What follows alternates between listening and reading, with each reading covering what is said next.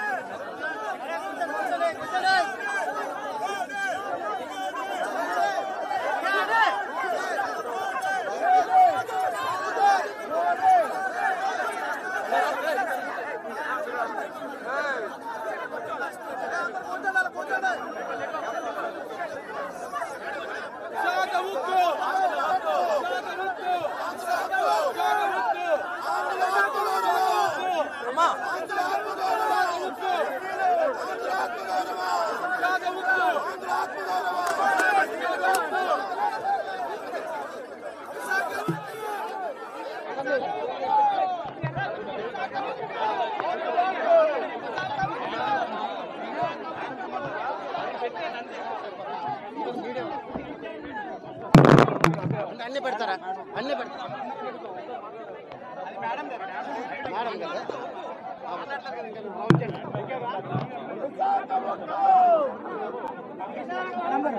ఉద్యమం contract labour నుంచి start చేసుకుని గౌరవం ఉంటుంది. ఎందుకంటే వీళ్ళందరూ కాంట్రాక్ట్ లేబర్ చేస్తున్నారు. కాంట్రాక్ట్ లేబర్ విషయమే చేసిన పర్మనెంట్ విషయమే మాట్లాడాలి. ఇంకోటి ఉద్యమం చేసిన కాంట్రాక్ట్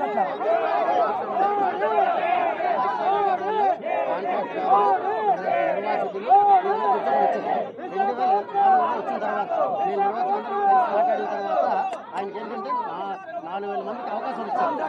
దానికి చంద్రబాబు గవర్నమెంట్ రూల్స్ ఉన్నా రాజశేఖర రెడ్డి గారు ఆ రోజు అడిగారు. ఎందుకంటే అది సెంట్రల్ గవర్నమెంట్ కాదు కదా, మనం ఏం చేయాలంటే 50% అమలు చేయండి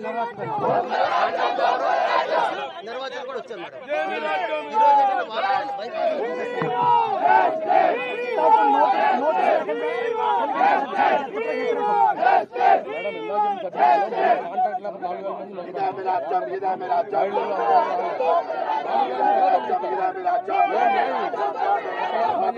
పోవాలంటే పోరాడాలి.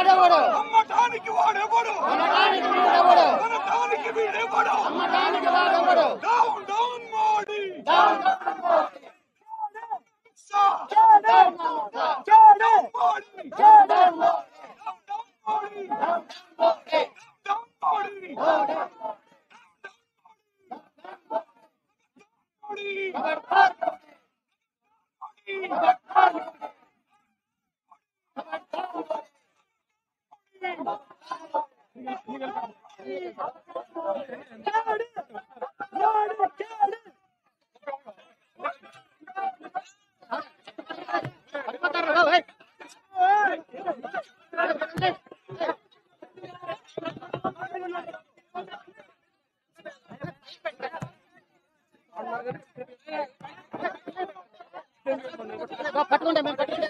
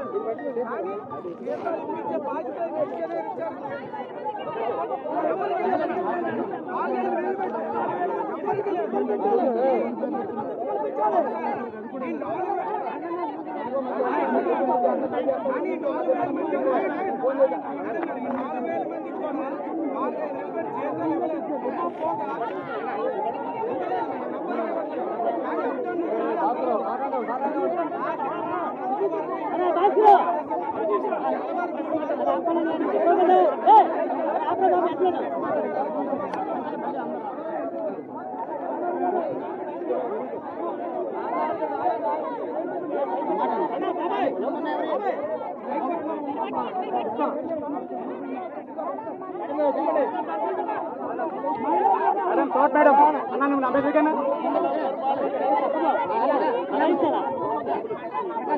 తప్పదంటవా అన్న బైక్ కొని పోతుంది చెప్తాను బైక్ కొని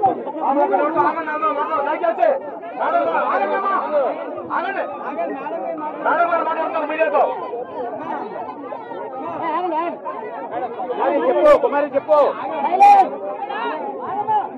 చెప్పు విషయం చెప్పు రెడ్డి గారు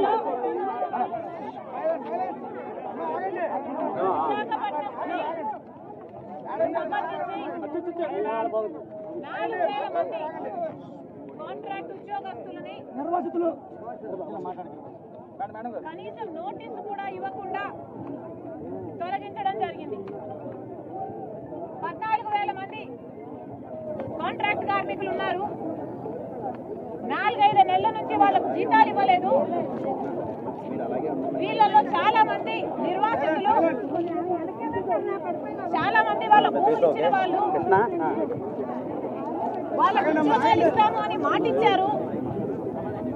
ఈరోజు కనీసం కాంట్రాక్ట్ ఉద్యోగాలు చేసుకుంటున్న వీళ్లకు ఉన్న భరోసా కూడా తొలగిస్తూ కనీసం నోటీస్ కూడా ఇవ్వకుండా 4,000 మందిని తొలగించడం జరిగింది.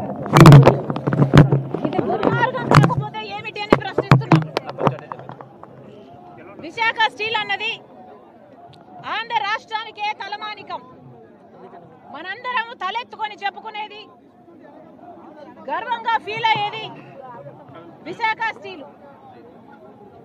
కాంగ్రెస్ పార్టీ ఒకప్పుడు సాధ్యం చేసిన ప్రాజెక్టు, కాంగ్రెస్ పార్టీ ఒకప్పుడు నిలబెట్టిన ప్రాజెక్టు. ఈరోజు కాంగ్రెస్ పార్టీ కేంద్రంలో, రాష్ట్రంలో అధికారంలో లేకపోయేసరికి గత కొన్ని సంవత్సరాలుగా తెలుగుదేశం పార్టీ అయినా, ప్రభుత్వం అయినా, వైసీపీ ప్రభుత్వం అయినా, ఇప్పుడు మళ్ళీ తెలుగుదేశం ప్రభుత్వం వచ్చింది, కనీసం భరోసా లేకుండా పోయింది ఈ ఉద్యోగస్తులకి. వాళ్ళ జీవితాల మీద అయితేనేమి, ఫ్యాక్టరీ కోసం అయితేనేమి అంచెలంచెలుగా విశాఖ స్టీల్ నీరు గారుస్తూ వస్తున్నారు. టీడీపీ అయినా, వైసీపీ ప్రభుత్వాలైనా. ఎందుకు అని అడుగుతున్నాం. ఈ భూముల మీద మీకు కన్నుంది, ఇది ప్రైవేటైజ్ చేయాలని మీకు ఆశ ఉంది. కానీ విశాఖ స్టీలు ఆంధ్రుల హక్కు అని ఎంతో మంది ప్రాణ త్యాగాలు చేసి సాధించుకున్న ఈ విశాఖ స్టీలును ఇంత అన్యాయం ఎలా చేయగలుగుతున్నారు అని అడుగుతున్నాం. అసలు ఇప్పటికే విశాఖ స్టీలుకు ఏ భరోసా లేకుండా పోయింది. సెయిల్లో విలీనం చేయమని డిమాండ్ చేస్తూనే ఉన్నారు.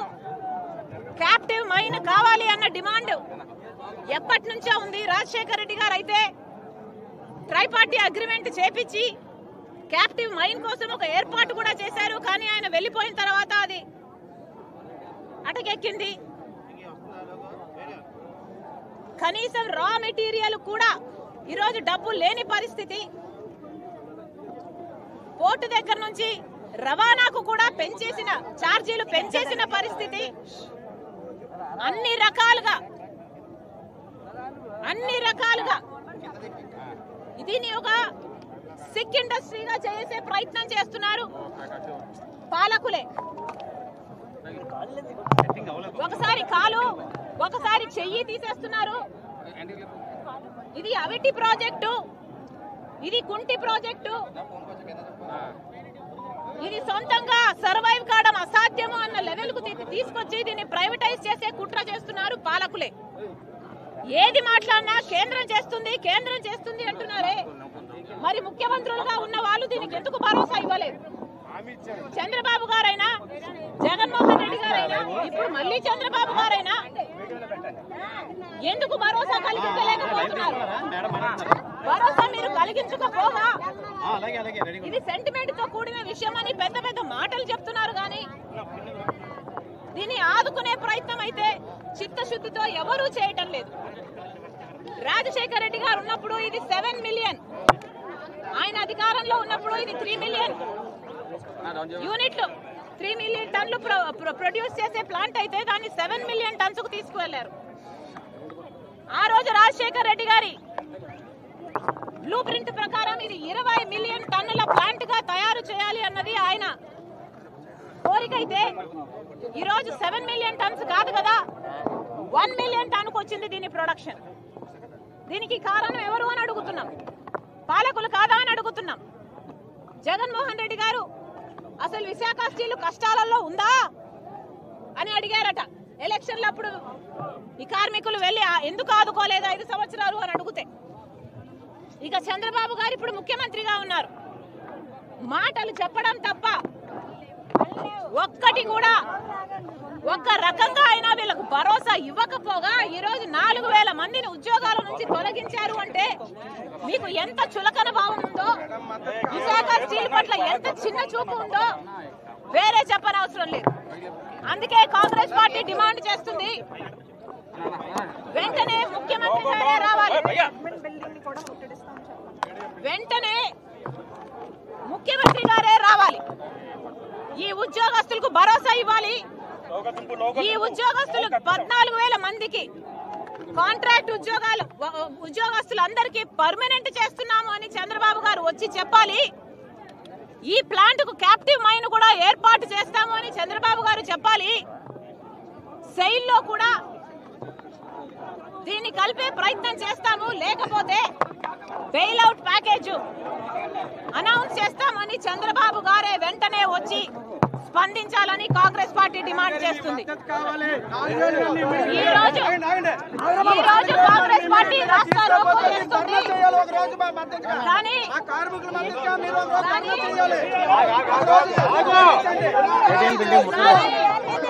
ప్రభుత్వం స్పందించకపోతే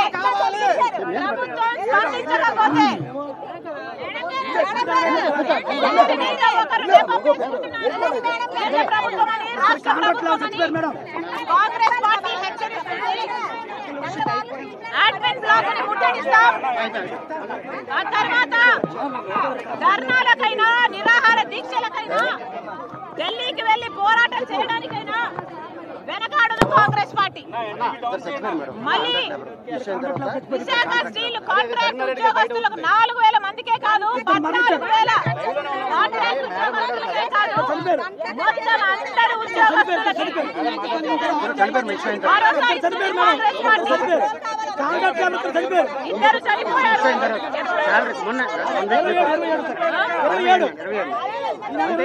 తర్వాత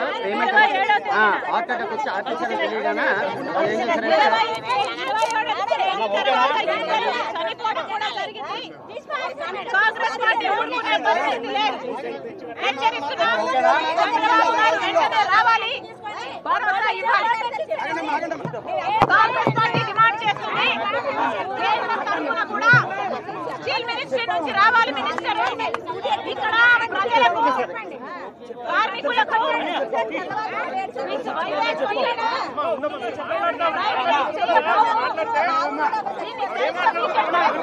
గ్యారెంటీ ఇచ్చేంత వరకు కాంగ్రెస్ పార్టీ పోరాటం చేస్తూనే ఉంటుంది.